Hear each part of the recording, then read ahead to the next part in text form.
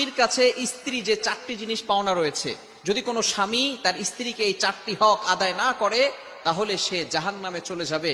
আল্লাহ রাসূল সাল্লাল্লাহু আলাইহি ওয়াসাল্লাম নিজে বলে দিয়েছেন 4টি করণীয় প্রত্যেকটা স্বামী তার স্ত্রীদের উপরে 4টি হক অবভিয়াসলি আদায় করবে। যদি আদায় না করে will go to hell fire, তারা জাহান্নামে চলে যাবে। আল্লাহ রাসূল সাল্লাল্লাহু আলাইহি ওয়াসাল্লাম নিজে বলে দিয়েছেন। হাকিম ইবনে মুআবিয়া আল কুশাইরি রাদিয়াল্লাহু তাআলা আনহু তিনি বলেন, তার বাবা আল্লাহ রাসূল সাল্লাল্লাহু আলাইহি ওয়াসাল্লামকে জিজ্ঞেস করেছেন, ইয়া রাসূলুল্লাহ, ইয়া হাবিবাল্লাহ, আমাদের স্ত্রীদের ব্যাপারে, আমাদের যাদের স্ত্রী রয়েছে, এখানে অনেকেই আছে যাদের স্ত্রী রয়েছে, তাদের স্ত্রীর ব্যাপারে কি হক রয়েছে। আল্লাহ রাসূল সাল্লাল্লাহু আলাইহি ওয়াসাল্লাম বলে দিয়েছেন, প্রতিটি স্বামীর তার স্ত্রীদের ব্যাপারে 4টি হক রয়েছে। অবভিয়াসলি এই 4টি হক আদায় করতে হবে। 2টি হচ্ছে করণীয়, 2টি বর্জনীয়। ভালো করে মনে রাখবেন। এবং এই করণীয়গুলো আমরা এখানেই শুধু শুনবো বিষয়টা এমন নয়, এগুলো আমরা আমল করার চেষ্টা করব, আমরা আমাদের লাইফে এগুলো অ্যাপ্লাই করার চেষ্টা করব। 2টি হচ্ছে করণীয় আর 2টি বর্জনীয়।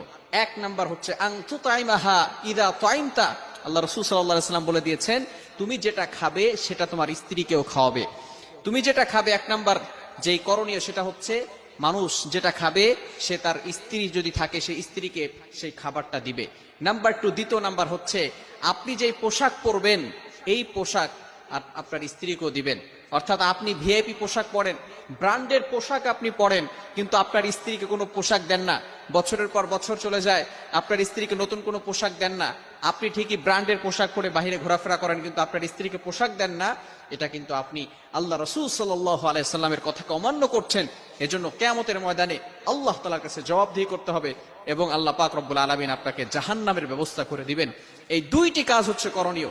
1 নাম্বার হচ্ছে আপনি যেটা খাবেন আপনার স্ত্রীকে সেটা খাওয়াবেন। নাম্বার 2, দ্বিতীয় নাম্বার হচ্ছে আনতুদরিবিল ওয়াজহা। আল্লাহ রাসূল সাল্লাল্লাহু আলাইহি ওয়াসাল্লাম বলে দিয়েছেন, নারীদেরকে তাদের চেহারায় আঘাত করা যাবে না। ভালো করে মনে রাখবেন, এটা খুবই বর্জনীয় কাজ। আল্লাহ রাসূল সাল্লাল্লাহু আলাইহি ওয়াসাল্লাম নিষেধ করে দিয়েছেন। অনেক স্বামী আছে তারা স্ত্রীর উপর রাগ দেখায়, তারা এতটা বদমেজাজি হয়ে যায় যে স্ত্রীর উপর আঘাত করতে থাকে। খবরদার, স্ত্রীর উপর আঘাত করবেন না। আল্লাহ রাসূল সাল্লাল্লাহু আলাইহি ওয়াসাল্লামের 11 জন স্ত্রী ছিল। আল্লাহ রাসূল সাল্লাল্লাহু আলাইহি ওয়াসাল্লাম কখনো তাদের উপর আঘাত করেন নাই। কিছু কাপুরুষ রয়েছে তারা স্ত্রীর উপর আঘাত করে। আল্লাহ রাসূল সাল্লাল্লাহু আলাইহি ওয়াসাল্লাম চেহারায় মারতে নিষেধ করে দিয়েছেন। এছাড়া কি অন্য জায়গায় আপনি মারতে পারবেন? নো। আল্লাহ রাসূল সাল্লাল্লাহু আলাইহি ওয়াসাল্লাম স্ত্রীদেরকে মারতে নিষেধ করে দিয়েছেন।